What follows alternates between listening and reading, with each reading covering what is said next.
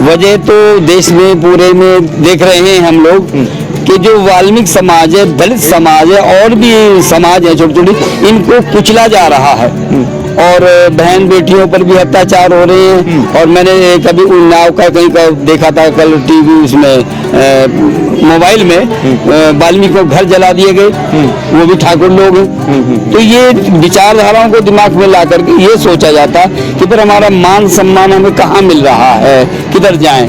देखो, तो पूरा जीवन तो हम लोगों ने हिंदू और मुसलमान, जैसे मुसलमानों से कभी झगड़े हो जाएं तो वाल्मीकि को आकर दे जाता है, उस टाइम तो हिंदू होते हैं और उसके बाद फिर हम बंगी हो जाते हैं। इतना बहुत जाग चुकी है। मेरे से सैकड़ों लोगों ने कहा कि मैं सत्संग कर, रुको भैया, सैकड़ों लोगों ने मुझसे कहा कि बाबा जी आपने हमें क्यों नहीं खबर दी भाई उस प्रोग्राम की, हमें खबर, क्योंकि मोबाइलों में देख रहे थे ना लोग, आपने हमें खबर क्यों नहीं दी, हम वहीं पहुंच जाते सारे लोग।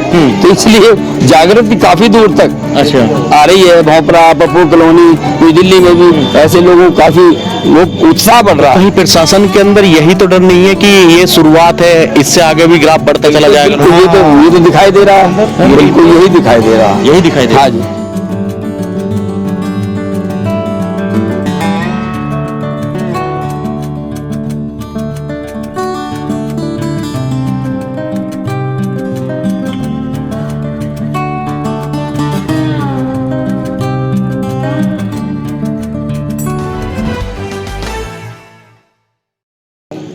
नमस्कार, मैं तेजिंदर और आप देख रहे हैं नेशन टाइम। इस वक्त मौजूद हूँ गाज़ियाबाद के करेड़ा गांव में। दरअसल यहाँ जो एक मामला है वो काफ़ी तूल पकड़ता नज़र आ रहा है और वो है धर्म परिवर्तन का।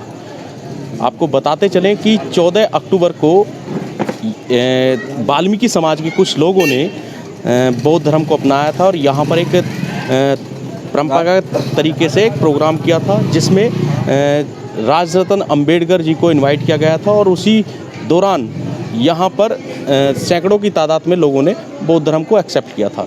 वजह एक साफ सीधी थी, हाथरस वाली घटना को लेकर कुछ लोगों के अंदर दर्द था और उसी के चलते यहाँ पर जो न्याय है वो कहीं ना कहीं सही प्रक्रिया के द्वारा ना मिलना और तमाम ऐसी बातें थी जो सरकार की जो नीतियाँ हैं उनको लेकर धर्म परिवर्तन करने की बात आ रही थी। लेकिन अब ये सुनने में आ रहा है कि प्रशासन के लोग, जो गाज़ियाबाद प्रशासन है उसके लोग उन लोगों को मनाने यहाँ आ रहे हैं या उनसे बातचीत करने के लिए आ रहे हैं कि वो वापसी अपनी उसी हिंदू धर्म में वापसी कर लें।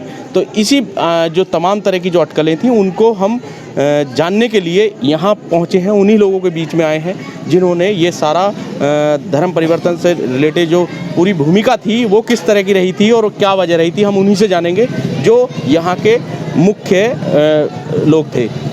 सर, पहले तो मैं आपका नाम जानना चाहूँगा। महाराज इंद्र राम जी मेरा नाम है। अच्छा सर, जो 14 अक्टूबर को जो हुआ जी, वो धर्म परिवर्तन की जो बात थी वो क्या सत्य थी?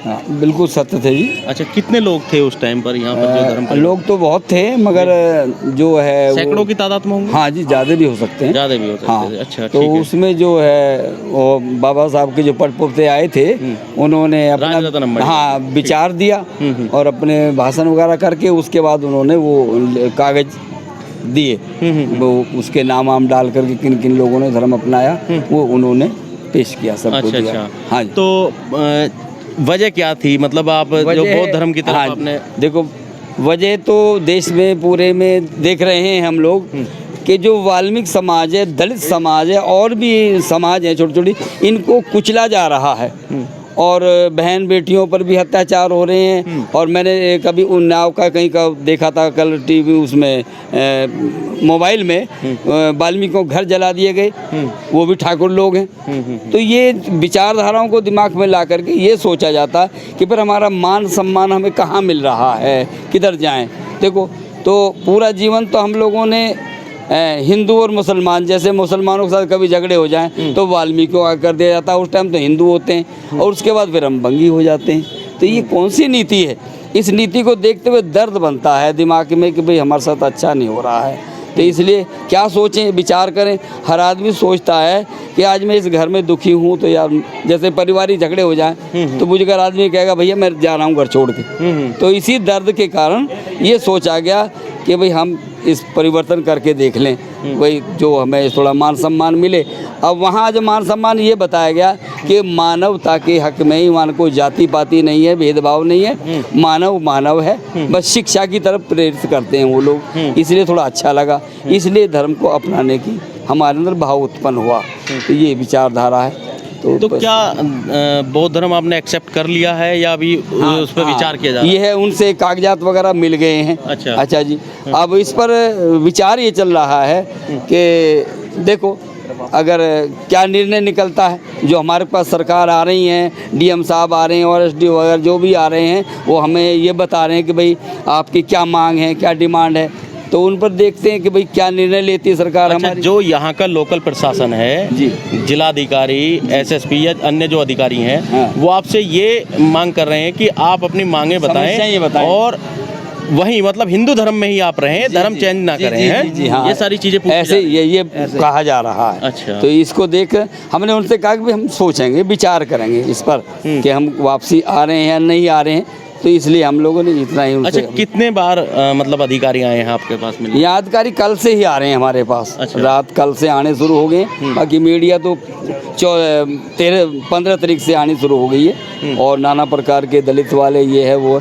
तो बाकी रात से ही हमारे साथ जो आ रहे हैं ऑफिसर लोग, नगर निगम वाले ये है, जो एसडीओ वगैरह, एसएसपी वगैरह, ये सब रात से ही शुरू हो गए हैं। और आज सारा दिन अधिकारी और प्रशासन शासन संज्ञान लेने लगा है इन हाँ चीज़ों जी, का। अच्छा, मैं ये क्या ये भी इनपुट रहा होगा कि जैसे आपने धर्म परिवर्तन कर लिया है, तो जो आपकी रिश्तेदारी होंगी या जहाँ पर आसपास के जो लोग होंगे आप ही के समाज से, उन लोगों के अंदर भी ये चेतना जगी होगी? चेतना बहुत जाग चुकी है। मेरे से सैकड़ों लोगों ने कहा कि मैं सत्संग, रुको भैया, सैकड़ों लोगों ने मुझसे कहा कि बाबा जी आपने हमें क्यों नहीं खबर दी, भाई उस प्रोग्राम की हमें खबर, क्योंकि मोबाइलों में देख रहे थे ना लोग, आपने हमें खबर क्यों नहीं दी, हम वहीं पहुंच जाते सारे लोग।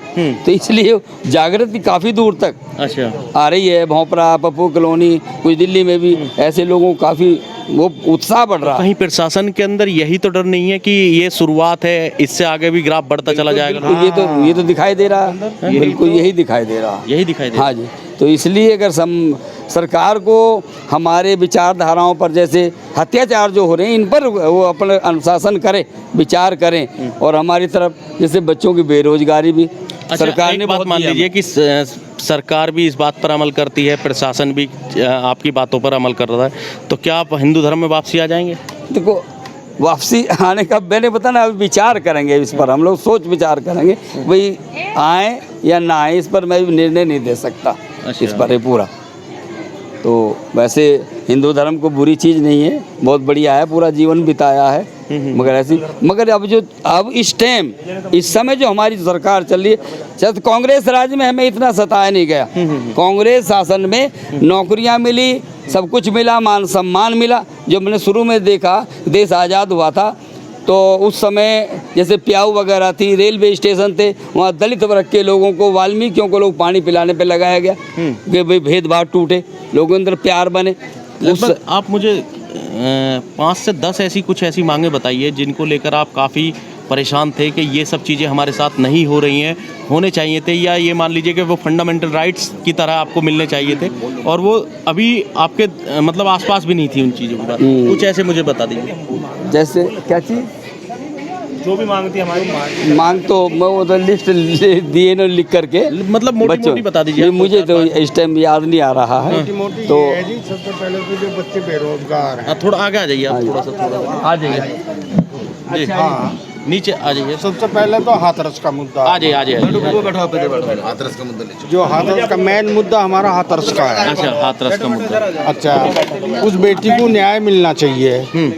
दूसरे नंबर पे निर्भया कांड यहाँ दिल्ली में हुआ तो कैंडल मार्च हम सब के साथ सहयोग दिया पूरा। और अब हमारे समाज में दलित की बेटी आ गई तो उसके लिए जो सरकार जो है उल्टाव कर रही है, रात को जला रहे हैं बगैर आप ये परिवार कहना के। चाह रहे हैं कि जब हाथरस में जो कांड हुआ वहाँ पर पीड़िता को जो चीज़ें न्याय मिलना चाहिए जिस तरह से, उस तरह से नहीं मिला, उस तरह से और नहीं दूसरी तरफ जो आरोपी थे उनके पक्ष में कुछ हिंदू संगठन खड़े हो गए। हाँ जी, ये भी वजह रही। हाँ जी, ये भी वजह रही। उनकी तो मीटिंगें होती रही सब जगह। मतलब वहाँ आपको बता दिया गया कि ये दलित है, हिंदू नहीं है। हाँ, वो तो क्लियर है, रीति रिवाज के कारण काम नहीं हुआ दलित। अच्छा, और दूसरे नंबर पे हमारा ये है जी, जो हमारे बच्चे हैं ये बेरोजगार फिर रहे हैं, इनके लिए कोई ठिकाना नहीं है। अच्छा, ये हमारे जो बच्चे हैं लेडीज़ वगैरह, ये काम करने के लिए लाजपत नगर या जहाँ भी कोठी बंगले में बर्तन भांडों का काम करते थे, वो इनका सब छीन चुका है। घर पे बैठ गए हैं, आमदनी का जौरा बिल्कुल ख़त्म है। अच्छा। भुखमरी के कागार पे हैं। अच्छा जी, और हमारी पीढ़ियों से एक डिमांड और चली आ रही है, अगर हमारा कोई छोटा मोटा प्रोग्राम हो तो हम यहीं टेंट लगा कर लेते हैं अपना।